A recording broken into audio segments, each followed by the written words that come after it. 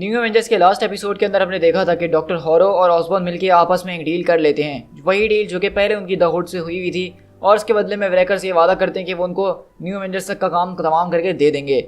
लेकिन वहीं पे हम देखते हैं कि बॉबी आती है एक एवेंजर्स का जहाज़ लेके और उसके अंदर सबको बिठा के वहाँ से वो लोग निकल जाते हैं। और हमने देखा था कि साथ ही कि लूक केज को एक खतरनाक किस्म का हार्ट अटैक आ गया है, जिसकी वजह से कोई भी अब उसकी मदद करने के काबिल नहीं है, क्योंकि उसकी जो स्किन है वो एक अनब्रेकेबल स्किन है और किसी भी सर्जरी को करने के लिए स्किन को तो काटना पड़ेगा ही। ये सब सोचने में ये लोग लगे हुए थे, लेकिन इनको तब पता चलता है कि ऑसबॉर्न ने इनको चारों तरफ से घेर लिया है और अब वो यहाँ पे गिट्टी गिन रहा था ताकि वो इनके ऊपर हमला कर सके। लेकिन हम तभी देखते हैं कि केज वहाँ पे ऑसबॉर्न के सामने सरेंडर कर देता है और बाकी सारे एवेंजर्स भागने की तैयारी। अब आगे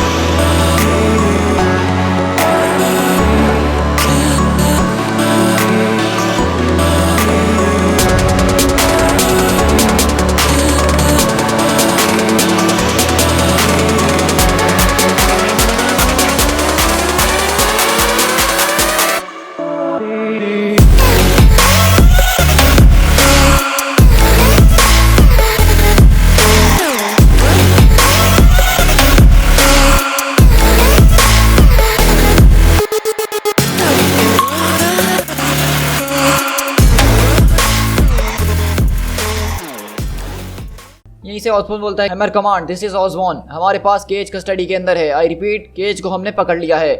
तो वहीं पे एरीज बोलता है कि सब पीछे हटो, देख नहीं रहा कि उस आदमी को चोट लगी हुई है। तो वहीं पे हॉकाई बोलता है, ओ एरीज, वो जाए भाड़ में, उसको चाहे कुछ भी हो, ये बताओ कि हम बाकी एवेंजर्स का क्या करेंगे। तो वहीं से हम देखते हैं कि कार्ला बोलती है कि बाकी एवेंजर्स का काम मेरे ऊपर छोड़ दो। और अगले पल हम देखते हैं कि हैमर के सारे लोगों के बीच से मिस मार्वल निकलते हुए भागती हैं और मिस मार्वल का यहाँ से जाने का मकसद यही होता है ताकि वो एक डाइवर्जन क्रिएट कर सकें और ऑसबॉर्न वगैरह उसके पीछे लग जाएं। और ऑसबॉर्न बोलता है कि कैरल डानवर्स के पीछे मैं जा रहा हूँ परशूट पे।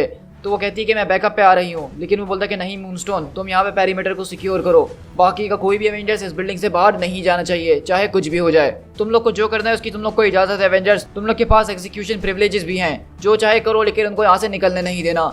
और इस तरह हम देखते हैं कि मिस मार्वल फुल स्पीड से भाग रही होती है और ऑसबॉर्न उसका फुल स्पीड से पीछा कर रहा होता है।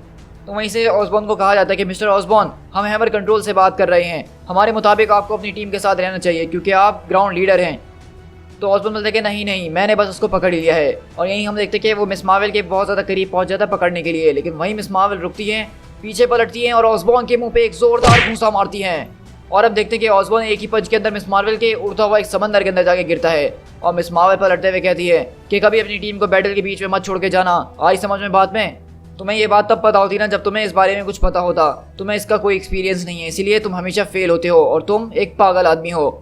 और मैं जानती हूँ कि मुझे तुम्हें जान से मार देना चाहिए था, लेकिन मैंने नहीं मारा, और वो सिर्फ इसीलिए क्योंकि मैं तुमसे बेहतर हूँ। तो आप मुझे यहाँ से जाने दो।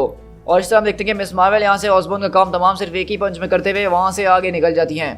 वहीं से डैकन बोलता है, मुझे उनकी महक आ रही है एरीज, वो लोग यहाँ से भागने की कोशिश कर रहे हैं, हमें घुसना होगा अंदर। तो हॉकाई बोलता है कि चलो अब तो बहुत मजा आने वाला है। और अगले पल हम देखते हैं कि एरीज वहाँ पे अपना एक जोरदार अटैक करता है एक्स के जरिए और उससे उस बिल्डिंग के अंदर धमाका होता है। और यहीं से हम एरीज देखते हैं कि अपने एक्स से जो है वहाँ के वेब्स वगैरह काट रहा होता है और कहता है कि मुझे समझ भी नहीं आ रहा कि मेरे माइटी एक्स के आगे ये जाला कैसे टिका हुआ है।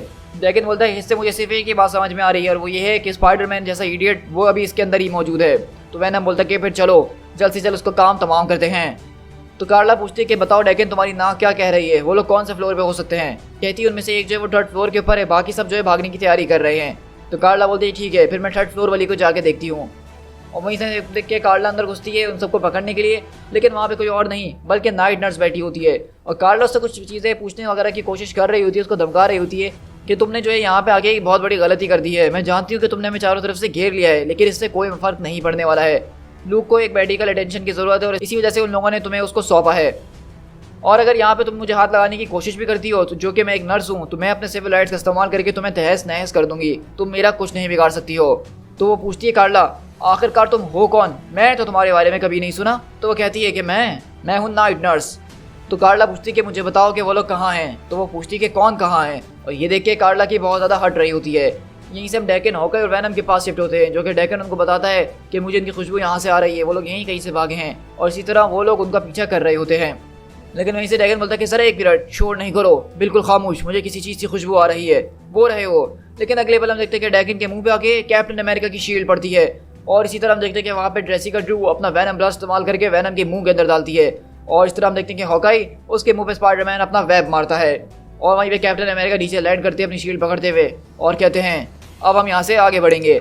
और इस तरह हम देखते हैं कि रॉनिन भी वहाँ पे जोरदार एक हॉकाई को चपाट मारता है और कहता है कि मैंने कहा था ना कि मेरा यूनिफॉर्म उतार देना, लेकिन तुम्हें समझ में नहीं आती है। और इसी तरह हम देखते हैं कि एरीज भी वहाँ पे पहुँचता है अपना एक्स उठाने के और यहीं से स्पाइडरमैन बोलता है कि ओ गाइस, मेरा स्पाइडी सेंस टिंगल कर रहा है क्योंकि उसको दिखता है सामने से कि एरीज अपना एक्स उठाते हुए भागते हुए इन सब की तरफ आ रहा होता है। और हम देखते हैं कि एरीज अपनी कुल्हाड़ी जो है कैप्टन अमेरिका की तरफ फेंकता है, जिससे कैप्टन अमेरिका अपने आप को तो बचा लेते हैं, लेकिन उसकी फोर्स इतनी होती है कि वो शील्ड के साथ उड़ते हुए पीछे जाके गिरते हैं। वहीं पे एरीज जो है कैप्टन अमेरिका के मुंह पे आता है और कहता है मुझे इस बात से बिल्कुल समझ में नहीं आ रहा है कि सब करने का क्या मकसद है, तुम्हें वाकई में लगता है कि तुम्हारे पास कोई होप है मेरे खिलाफ। लेकिन हम देखते हैं कि बकी यानी कि कैप्टन अमेरिका अपनी गन निकालते हैं और एरीज के मुंह पे रख के 3 फायर करते हैं, जिससे एरीज वहाँ पे कुछ देर के लिए गिर जरूर जाता है और यही मौका जो उन लोगों को चाहिए था यहाँ से निकलने के लिए, और वो लोग वहाँ से निकल जाते हैं। तो एरीज वहाँ से उठता है और कहता है कि बहुत बढ़िया, मान गया तुम लोगों को। और यहीं से हम शिफ्ट होते हैं द हुड के हाइड आउट के अंदर, जहाँ पर हम देखते हैं कि द हुड अपनी पावर्स गेन करने के बाद मैडम मैस्क्यू के साथ यहाँ पे पहुँचता है और यहाँ पे जॉन नाम का एक आदमी होता है और पार्कर उससे पूछता है कि बाकी सब कहाँ हैं। जैसा मैंने प्रेडिक्ट करा था, तुम्हारे यहाँ से जाने के बाद उन सब ने जो है पार्टी बदल ली। तो मैडम मैस्क्यू कहती है कि मैंने तुम्हें कहा था ना बर्गर के इसका अब कोई फ़ायदा नहीं है अब। तो पार्कर बोलता है कि मुझे बताओ एग्जैक्टली यहाँ पे हुआ क्या है। तो बोलता है कि यहाँ पे डॉक्टर जोनास हैरो आए थे, उन्होंने तुम्हारे ग्रुप के सारे लोगों को अपने साथ कर लिया है और अब वो लोग सब मिलकर नॉर्मन ऑसबॉर्न के लिए काम कर रहे हैं। तो कहता है कि ब्रेकर क्रू, हॉरो, ये सब क्या कह रहे हो तुम? कहता है कि हाँ, हॉरो की बात कर रहा हूँ, यहाँ पे किसी पावर ड्रेनर को लेकर आया था जो उसने इन्वेंट करा था, उसके जरिए उसने पूरे की पूरे ऑसबॉर्न के क्रू को नॉकआउट कर दिया था बगैर कोई मेहनत किए। क्या नॉर्मन ऑसबॉर्न ने मेरे क्रू को अरेस्ट करने के बारे में सोचा था? तो कहता है कि क्या तुमने न्यूज़ नहीं देखी है, ये न्यूज़ में हर तरफ चल रहा है, तुम आखिरकार थे कहाँ? तो द हुड बोलता है कि मैं इस कंट्री से कहीं बाहर था, मेरे ख्याल से अगर मेरी बात मानो तो हम सबको ये शहर छोड़ के अब चले जाना चाहिए। और यहीं सब देखते हैं कि पार्कर को काफ़ी ज़्यादा गुस्सा आ रहा होता है हॉरो की ये सारी करतूत सुनने के बाद। और यहीं से हम हैमर हेलिकैरियर के अंदर शिफ्ट होते हैं, जहाँ पे लूक केज को ले जाया जा रहा होता है मेडिकल अटेंशन के अंदर। तो वहीं पे डॉक्टर्स पूछते हैं कि हमारे पास इसका कोई मेडिकल रिकॉर्ड है? तो ऑसबॉर्न कहता है हम उसकी अभी भी तलाश कर रहे हैं। मिस्टर केज, क्या आप मुझे सुन सकते हैं? क्या आप अभी भी अपने होश के अंदर हैं? और वहीं पे कार्ला समझाने की कोशिश करती है डॉक्टर्स को कि नीडल से कुछ भी नहीं होने वाला, इसके पास अनब्रेकेबल स्किन है, इसके स्किन को इन नीडल से कुछ फर्क नहीं पड़ने वाला है। तो डॉक्टर चिल्लाता है तो आखिरकार फिर मुझे बताओ कि मैं इस आदमी का ऑपरेशन कैसे करूंगा जब इसकी हम स्किन को नहीं काट सकते हैं? डॉक्टर साहब, इसकी पल्स तो बहुत तेज़ी से नीचे गिर रही हैं। वहीं पे डॉक्टर बोलता है कि हमें जो है इसको शॉक देना पड़ेगा, इसकी पल्सेस बहुत तेज़ी से नीचे गिर रही हैं। लेकिन वहीं पे ऑसबॉर्न होता है और रिपल्सल के जरिए एक जोरदार उसके मुंह पे झटका मारता है, जिससे वो गिरता है। और वो नर्स बोलती है हाँ हाँ डॉक्टर, अब हमारे पास एक पल्स आ रही है। तो वहीं पे डॉक्टर चिल्लाता है कि सब के सब इस कमरे को छोड़ के फौरन बाहर निकले, मुझे ये कमरा बिल्कुल खाली चाहिए। ऑसबॉर्न, मुझे कुछ ऐसी चीज़ ला के दो जिससे मैं इसको खोल सकूँ, वरना ये आदमी आज यहाँ पे मारा जाएगा। तो वहीं पे ऑसबॉर्न बोलता है कि सही कह रहे हो तुम, हमें यहाँ पे कुछ ना कुछ तो करना पड़ेगा, वरना ये प्रेस वाले हमारे पीछे लग जाएंगे। तो कार्ला बोलती है कि हम उनको कह सकते हैं कि हमने कोशिश करी थी लेकिन इसकी ज़िंदगी थी ही नहीं। लेकिन वहीं पे ऑसबॉर्न जो है केज की तरफ देखते और बोलता है डॉक्टर जोनास हैरो, मेरी उससे बात कराओ अभी के अभी।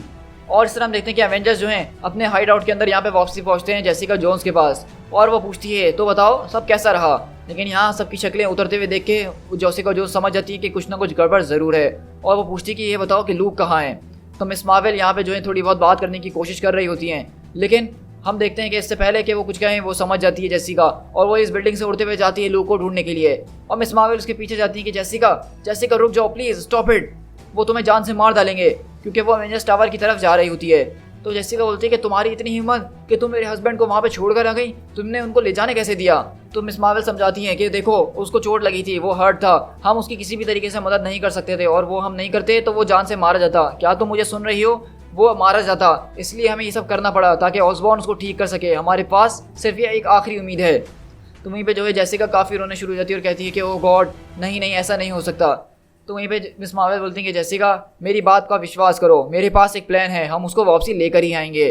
और इसी तरह हम शिफ्ट होते हैं हेलिकैरियर ऑपरेटिंग थिएटर के अंदर, जहाँ पे देखते हैं डॉक्टर हैरो अपना ट्रेनर लेकर आते हैं और कहते हैं ladies and gentleman, power trainer को एक्टिवेट कर दिया गया है, अब आप लोग जो है केज की सर्जरी आराम से कर सकते हैं। तो डॉक्टर पूछता है क्या हमें मिस्टर ऑसबॉर्न की इजाज़त है? तो ऑसबॉर्न बोलता है कि तुम लोग बिल्कुल इसको शुरू कर सकते हो, हैरो तुम ज़रा एक कदम पीछे आ जाना, इन लोग को जिस चीज़ की ज़रूरत है वो ये कर लेंगे। तो कहता है कि ऑफ कोर्स मैं जानता हूँ कि ये बहुत अच्छे तरीके से करेंगे।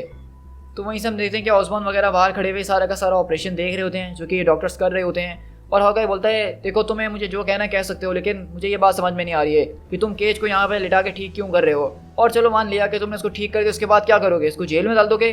मुझे नहीं लगता ये करना चाहिए, मैं तो कहता हूँ उसको मरने दो प्लीज़ यार। तो वहीं पे ऑसबॉर्न बोलता है कि मैंने इसको क्यों जान से नहीं मारा, तुम इस बात को अभी नहीं समझोगे। ये आदमी जो है हमें बहुत कुछ चीज़ें ऑफर कर सकता है जो तुम अभी नहीं जानते हो। और हम देखते हैं कि यहाँ पे ऑसबॉर्न ने लूक केज के लिए कुछ सोच के रखा है, इसी वजह से वो उसको यहाँ से जान से नहीं मार रहा है और उसको जो है ऑपरेशन करवा रहा है। और इस तरह हम देखते हैं कि ऑसबॉर्न यहाँ खड़ा हुआ ये तमाशा देख रहा होता है ऑपरेशन का, और अंदर लूक केज का ऑपरेशन चल रहा होता है। To be continued.